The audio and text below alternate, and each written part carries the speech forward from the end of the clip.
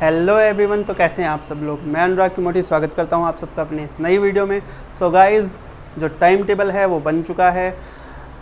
अब per day पर different classes होगी। मंडे को 9th, Tuesday 10th, Wednesday 11th and Thursday 12th। वैसे तो आप सोच रहे होंगे कि आज मैं फिर ये 10th क्लास क्यों करा रहा हूँ। एक्चुअली टाइम टेबल जो बना है वो नेक्स्ट मंडे से आपका अप्लाई होगा।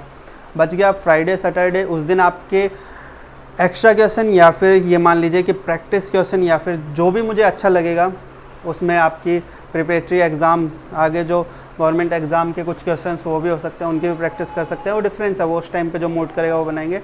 एंड बचा आपका संडे, तो संडे को आपके प्यारे प्यारे कमेंट्स पढ़ेंगे। आपको क्या करना है, मैं गाइस पहले बोल दूँ, वीडियो अच्छी लगे बुरी लगे कैसी भी वीडियो लगे, कमेंट करके ज़रूर बतानी है कि वीडियो कैसी लगी है।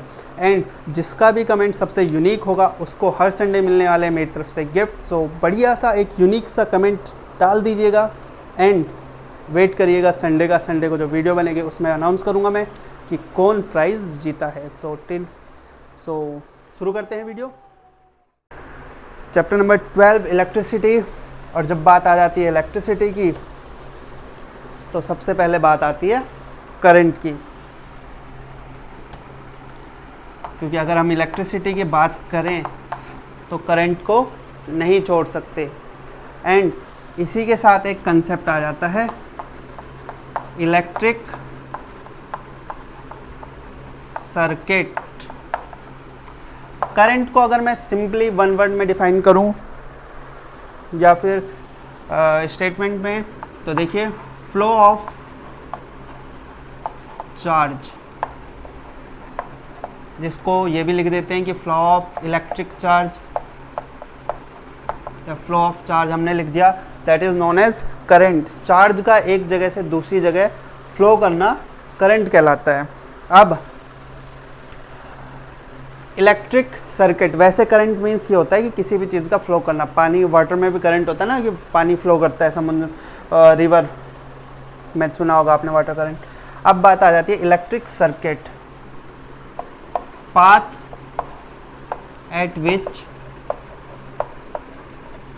electric current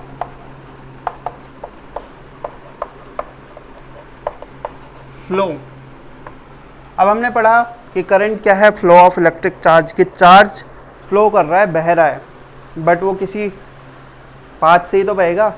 तो उस पाथ को क्या नाम दिया गया, इलेक्ट्रिक सर्किट, कि जिस रास्ते से, जिस पाथ से इलेक्ट्रिक करंट फ्लो कर रहा है वो होता है आपका electric circuit. And electric circuit में अब मैं आपको एक चीज़ और बता दूं। आपने पढ़ा, मैं यहाँ पे ठीक है बल्ब बना देता हूँ, and plus minus, electron negative to positive जाते हैं एंड जो करंट है वो पॉजिटिव टू नेगेटिव फ्लो करता है। करंट को हम रिप्रेजेंट करते हैं कैपिटल आई से, ठीक है। तो यहाँ से ये चीज़ याद रखना कि जो इलेक्ट्रॉन्स हैं बैटरी में, सेल्स में, किसी भी सर्किट में नेगेटिव टू पॉजिटिव फ्लो करते हैं। इलेक्ट्रिक करंट जो फ्लो करता है वो पॉजिटिव टू नेगेटिव फ्लो करता है। एंड इसी के साथ अगर मैं बात करूँ, इलेक्ट्रिक सिंबल आपने पढ़ लिया, एंड उसके साथ मोस्ट इम्पॉर्टेंट करंट की डेफिनेशन आपने क्या पढ़ी, फ्लो ऑफ चार्ज। वैसे अगर प्रॉपर डेफिनेशन बोलें तो flow of charge per unit time, that is the definition of that is the actual definition of current, कि flow of charge per unit time in a electric circuit is known as current. तो देखिए, वह electric current की जो unit होती है that is ampere. And इसी के साथ आप इसको क्या रिप्रेजेंट कर सकते हैं, देखिए Q अपॉन T, Q की यूनिट कूलम अपॉन सेकेंड।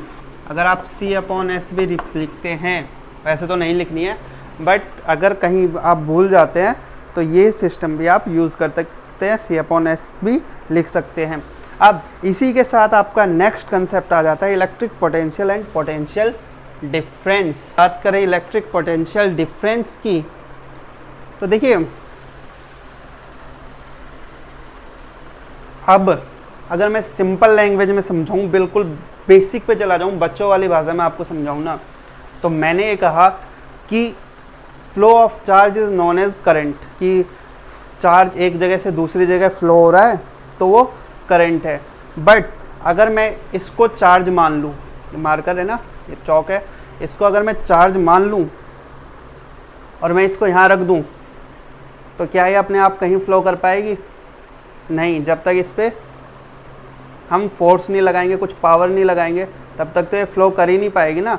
तो उसी को क्या कहा गया कि work done on charge, work done on charge to move it from one point to another point is known as electric potential difference. आप देखो रिप्रेजेंट करते हो इसे V से, work done on per unit charge is known as potential difference. V is equal to में W upon Q। And अगर इसकी unit की हम बात करें तो वोल्ट। एंड अगर आप वैसे देखना चाहें तो यहाँ से बना लेना, मैंने आपको सिखा रखी है। एंड सिंबल V होता है। ये था आपका electric potential and potential difference. Basic करा रहा हूँ, डिटेल की वीडियो दोबारा बनाऊँगा। सो आगे चलते हैं, उसकी वीडियो के लिए सब्सक्राइब कर लेना चैनल को, ताकि जिस दिन भी बनाऊँ आपके पास नोटिफिकेशन आ जाए। अगला है आपका 10th क्लास का, दैट इज़ सर्किट डायग्राम। कुछ फिगर्स हैं जिसमें बताया गया है कि किसको कैसे रिप्रेजेंट करते हैं, इलेक्ट्रिक बल्ब को, बैटरी को। सबसे मेन तो आपका यही है कि ये सेल का हो गया और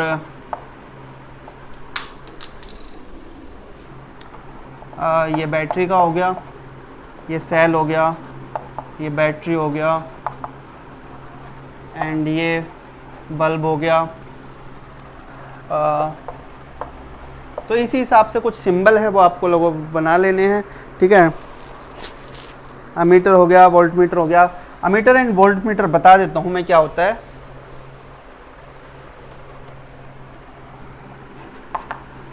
ये मैं छूट गया था concept, ammeter and volt meter.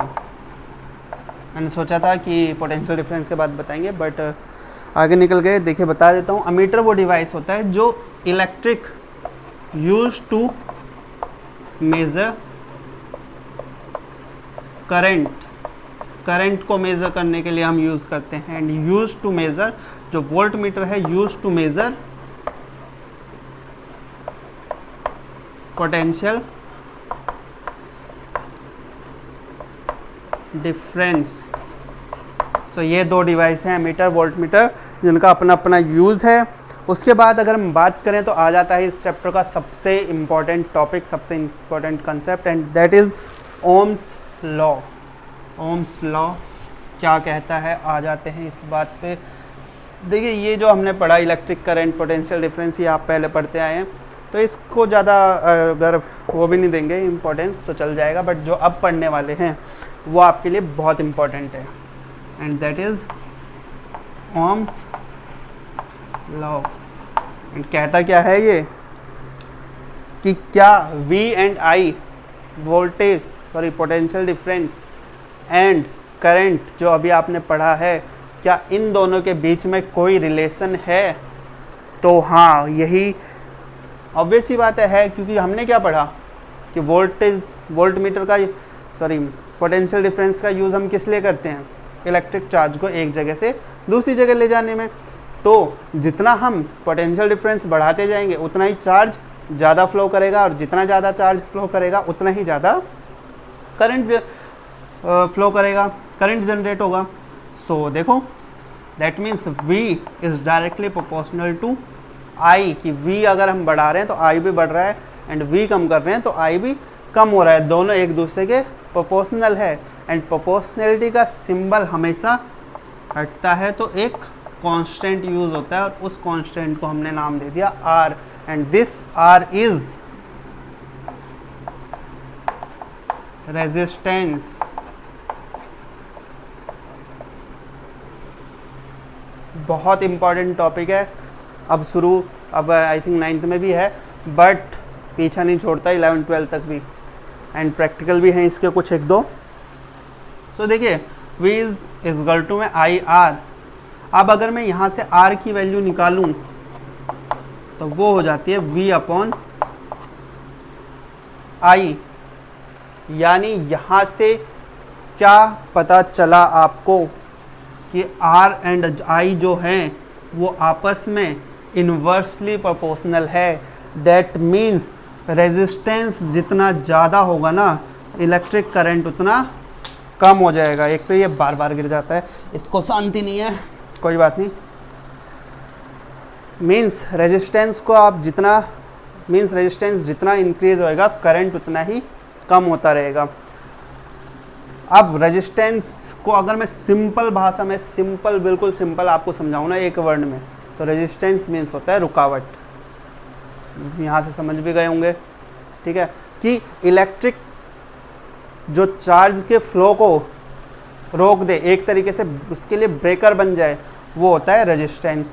ठीक है, कहाँ यूज़ होता है इसका? अगर मैं एग्जांपल की बात करूँ तो आपके घरों में चार्जर है, बहुत से डिवाइसेस हैं कि चार्जर में जा तो 365 वॉट की सप्लाई रही है, बाहर उस पर लिखा रहता है कि 11 से 12 वॉट आ रहा है या इतना आ रहा है, तो वो रेजिस्टेंस ही तो है जो आपके उसको रोक रहा है। बाकी का चार्ज कहाँ गया? उसने उसको रेजिस्ट कर लिया।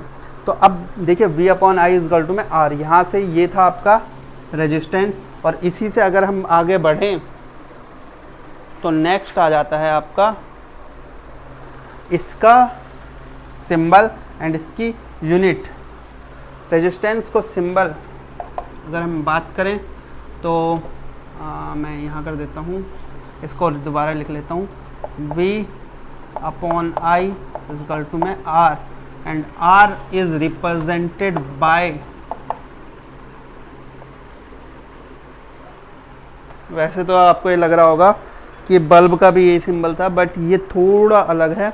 ठीक है, आप लोगों को ध्यान रखना है ये।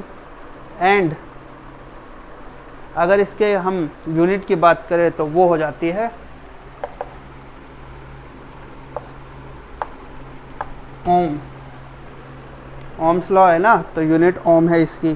ठीक है, एंड अगर हम बढ़ें आगे तो अब आपका आ जाता है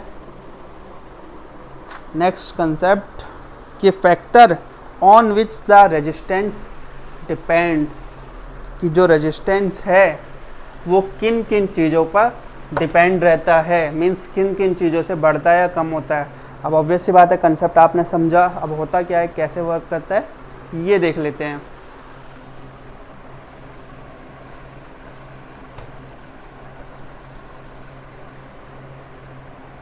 तो देखो, जो रेजिस्टेंस है ना is directly proportional to length of wire, length of device, जो भी यहाँ पे आप इंस्ट्रूमेंट यूज कर रहे हो, and inversely proportional to area of cross section of device या वायर, कि जिस भी चीज़ में से आपका इलेक्ट्रिक करंट फ्लो हो रहा है ना, उसकी लेंथ के तो डायरेक्टली प्रोपोर्शनल है एंड एरिया के इनवर्सली प्रोपोर्शनल है। मीन्स जितना ज़्यादा आप वायर की लेंथ बढ़ाते रहेंगे ना, उतना उसमें रेजिस्टेंस जनरेट होता रहेगा। ठीक है, यही। और inversely proportional to area means जितना वायर का एरिया बढ़ता रहेगा ना, उतना उसमें रेजिस्टेंस कम होता रहेगा। ठीक है, अब इन दोनों के एग्जाम्पल या आपके डेली टू डेली लाइफ में कहाँ आप इनको देखते हैं वो समझा देता हूँ।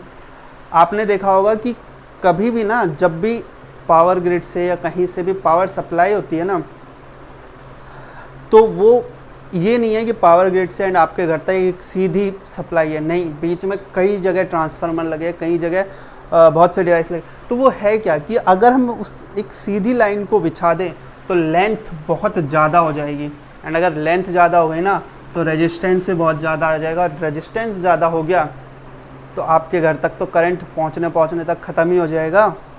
तो इसी वजह से बीच बीच में वो जो ट्रांसफार्मर्स लगे होते हैं, जो डिवाइसेस लगे होते हैं, उनका यही काम है। अब इन्वर्सली प्रोपोर्शनल टू एरिया, इसकी भी समझ लेते हैं कि आपने देखा होगा जितने भी हैवी डिवाइसेस होते हैं ना, एसी है, फ्रीज है और या फिर गीज़र है, उनके वायर थिक होते हैं, मींस उनका एरिया ज़्यादा होता है। अब अगर एरिया ज़्यादा है तो ऑब्वियस सी बात है रेजिस्टेंस कम है, रुकावट कम है, तो करंट ईजिली फ्लो कर रहा है, और करंट ईजिली फ्लो कर रहा है तो डिवाइस आपका ढंग से चलेगा। ठीक है, यही रीज़न होता है कि हैवी डिवाइसेस में हमेशा मोटे वायर लगाए जाते हैं। पतले लगाओगे फूक जाएंगे, वायर जल जाएगा। क्यों? क्योंकि वहाँ पे रेजिस्टेंस बहुत हैवी हो जाता है, एंड रेजिस्टेंस हैवी है तो करंट तो फ्लो कर ही नहीं रहा, और आगे जो डिवाइस है उसको बहुत हैवी करंट चाहिए, तो इस वजह से या तो वायर जलेंगे या डिवाइस चलेगा, दोनों में से एक फूकना कन्फर्म है। ठीक है, अब अगर हम बात करें, ये नीचे आपको टेबल दे रखी है, तो सिल्वर सबसे ज़्यादा कंडक्टिव होता है और उसकी रेजिस्टिविटी सबसे कम होती है, सबसे कम वो रेजिस्टेंस करता है इलेक्ट्रिक करंट को। एंड बात करें पेपर की, तो पेपर इंसुलेटर में होता है, उसमें से बिल्कुल भी करंट फ्लो हो ही नहीं सकता। ठीक है, अब अलग अलग यहाँ पे हैं, इनमें से मेनली जो आपके यूज़ होते हैं वो दो ही है, जैसे सेकंड नंबर पे कॉपर एंड थर्ड पे एल्युमिनियम है। कॉपर लेस रेजिस्टिव होता है एंड एल्युमिनियम उससे थोड़ा सा ज़्यादा रेजिस्टिव होता है। इसी वजह से पहले जितने डिवाइसेस होते थे, फ़ैन होते थे या फिर जितनी भी वायरिंग होती थी, मोस्ट ऑफ द एल्युमिनियम से होती थी, बट अब उसको धीरे धीरे चेंज करके कॉपर पे ला दिया। आप कभी जाओगे ना किसी भी इलेक्ट्रिक शॉप पे, तो देखना वो आपसे ये पूछेगा ज़रूर कि एल्युमिनियम या कॉपर। एल्युमिनियम सस्ती है, कॉपर थोड़ी महंगी है। तो ठीक है, ये तो डेली बेस पे कुछ एग्जांपल है, इनको छोड़ते हैं, आगे चलते हैं। नेक्स्ट है आपका resistance of a system of resistors, कि अब हम जो रेजिस्टर्स कनेक्ट कर रहे हैं ना, जो रेजिस्टर्स जोड़ रहे हैं, उनका क्या सिस्टम है, किस हिसाब से रेजिस्टेंस जनरेट होता है उनमें, तो ये भी पढ़ लेते हैं। ठीक है, तो यहाँ आपको दो चीज़ पढ़नी है कि अगर या तो हम रेजिस्टेंस को सीरीज़ में कनेक्ट कर दें, एक के बाद एक, एक के बाद एक, एक के बाद एक, या फिर हम क्या करें, एक लगाएं, उसके पैरेलल दूसरा, उसके पैरेलल तीसरा। अब देखते हैं तीनों में। तो देखिए, सबसे पहले हम बात कर लेते हैं रेजिस्टेंस इन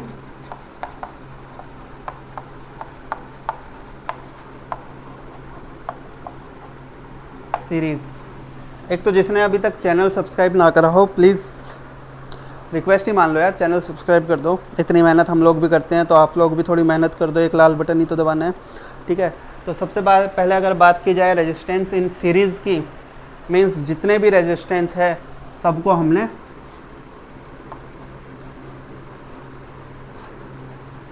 सीरीज़ में लगा दिया। तो मैं यहाँ पे 3 रेजिस्टेंस ले लेता हूँ।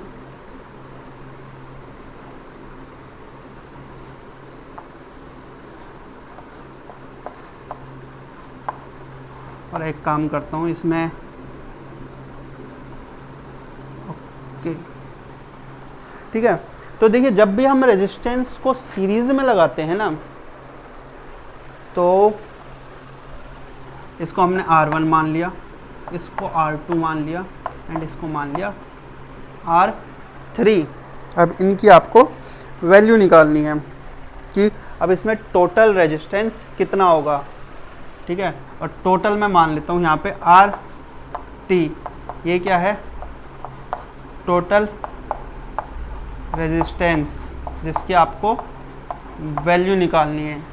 अब देखो, जब भी हम रेजिस्टेंस को सीरीज़ में कनेक्ट करते हैं ना, तो तीनों में से करंट तो सेम फ्लो होता है, तीनों में से करंट तो सेम फ्लो होता है, बट जो वोल्टेज है ना, अगर यहाँ से टोटल वोल्टेज गई है V ऑफ T टोटल, तो वो इन तीनों में ना डिवाइड हो जाती है, V1, V2 एंड V3, तीनों में ना डिवाइड हो जाती है। अब वो किस अमाउंट में डिवाइड हुई ये हमें नहीं पता, तो हम क्या करते हैं,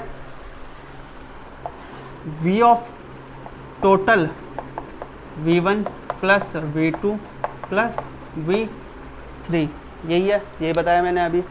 अब जो ये टोटल रेजिस्टेंस है ना, ये टोटल रेजिस्टेंस अभी इससे ही निकलेगा। अभी आपने क्या पढ़ा, देखो मैं यहाँ कर देता हूँ, V इज इक्वल टू में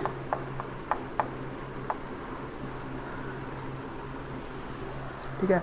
अब ये है, तो यहाँ पे भी मैंने क्या बोला, करंट सब में सेम रहता है, यहाँ पे भी IT, यहाँ पे भी आई टी और यहाँ पे भी आई टी और यहाँ से भी आई टी ही गया था। करंट तो सब में इक्वली फ्लो हुआ।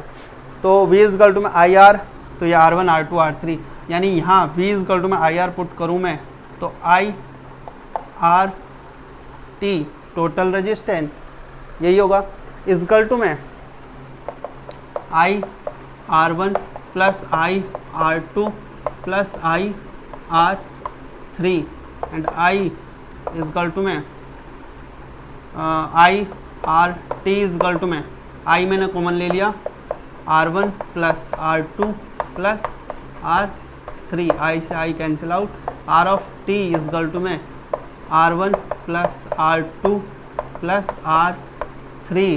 दैट मीन्स अगर आप डिवाइसेस को सीरीज़ में कनेक्ट करते जा रहे हो ना, तो जितने डिवाइसेस कनेक्ट करते जाओगे उतना ही रेजिस्टेंस उसमें बढ़ता जाएगा। इसका बहुत ही बड़ा ड्रॉबैक है, बट वो एंड में बताते हैं। देखो एंड करते हैं, आगे बढ़ते हैं। Okay recording.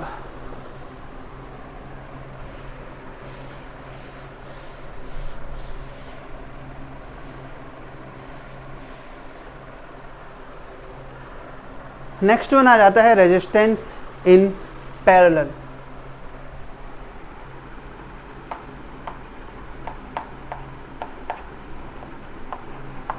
कनेक्टेड इन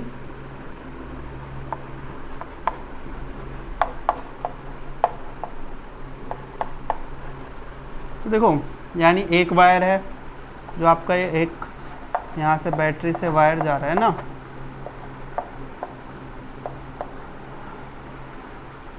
उसी में टर्मिनल कनेक्टेड हैं। अरे यार एक तो चौक धोखा दे जाती है।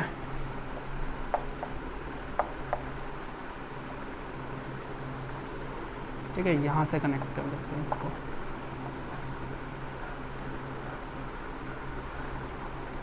ठीक है, एक को हम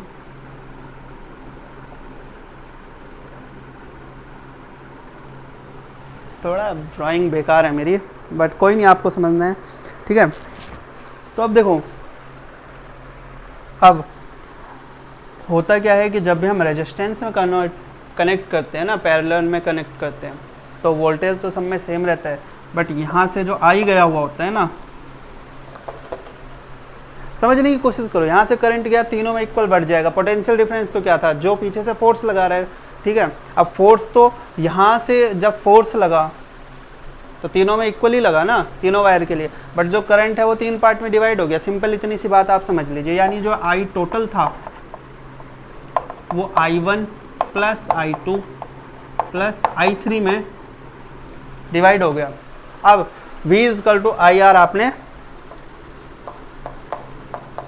पढ़ा है, यानी I will be equal to V upon R, that means I T is equal to में V upon R T, V upon R1 plus V upon R2 plus V upon R3। यहाँ तक मुझे लगता है सबको समझ में आ गया होगा, इसमें कोई दिक्कत वाली बात नहीं है। आगे चलते हैं, V कॉमन आ गया,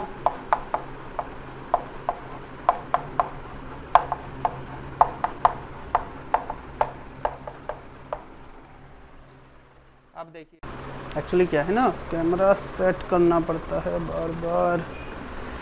ओके हो गया, सो करें start. V upon R T is equal to V upon R1। ठीक है, ओ भाई साहब यहाँ से V कॉमन लेना था, 1 अपॉन 1,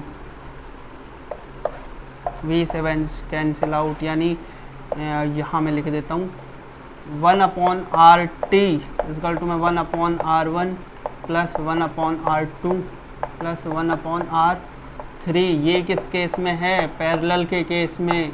बट बात करें अगर सीरीज़ की, तो total resistance R1 plus R2 plus R3।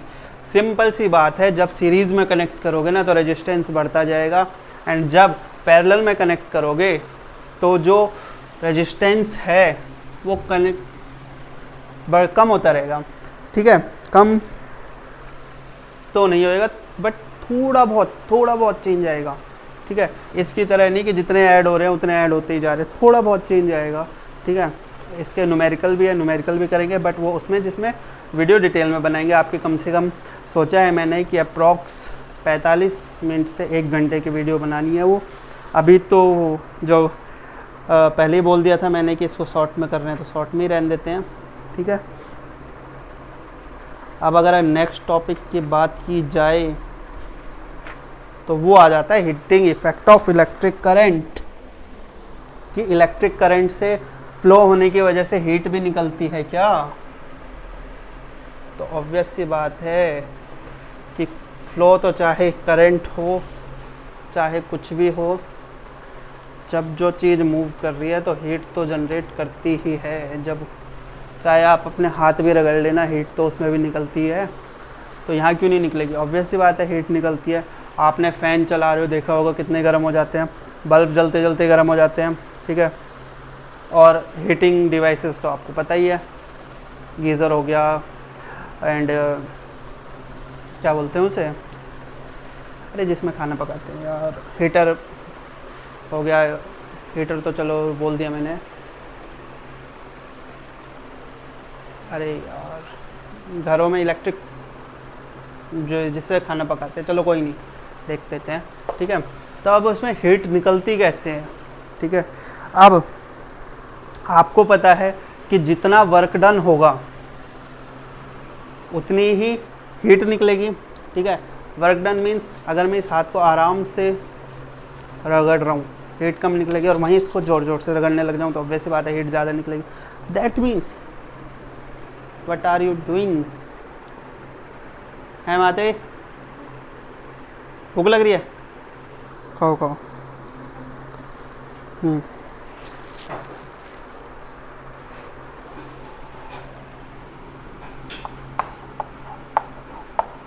जितनी ज़्यादा हम पावर लगाने वाले हैं उतनी ही ज़्यादा हीट निकलने वाली है। आराम से हाथ रगड़ोगे तो हीट कम निकलेगी, ज़्यादा ज़ोर से रगड़ोगे तो हीट ज़्यादा निकलेगी। दैट मीन्स जितनी पावर बढ़ेगी उतनी ही हीट बढ़ेगी। और पावर का फॉर्मूला वर्क डन पर यूनिट टाइम। अब इस कंसेप्ट को समझना है कि पावर इज इक्वल टू में work upon time, and work अभी पढ़ा था ना, V इज इक्वल टू में W अपॉन क्यू, यानी से W क्या हो जाएगा, वी क्यू, यानी पावर आपकी हो गई V Q upon T, and power is equal to में Q upon T is equal to में I, flow of charge per unit time is known as current, यही पढ़ा है। तो यानी Q अपॉन टी I, यानी V I, यानी आपकी टोटल जो पावर यहाँ से हो गई वो हो गई V I, ठीक है। एंड अगर हीट की बात करें कि कितनी हीट जनरेट हो रही है, ये तो पावर है, ये तो पर यूनिट टाइम के हिसाब से है, ठीक है, पर यूनिट टाइम। बट हम मान लो एक फिक्स टाइम पे, ये तो है कि पर यूनिट टाइम मीन्स 1 मिनट में इतनी निकलेगी या 1 सेकंड में इतनी निकलेगी। 1 मिनट मान लेते हैं, 1 मिनट में VI निकलेगी, ये इसकी पावर है। बट 10 मिनट निकल रही है, 20 मिनट पावर जो वर्क डन हो रहा है। वर्क डन क्या पढ़ा है आपने, P इंटू टी, यानी VIT, ये आपकी हीट हो गई, हीट हो गई VIT।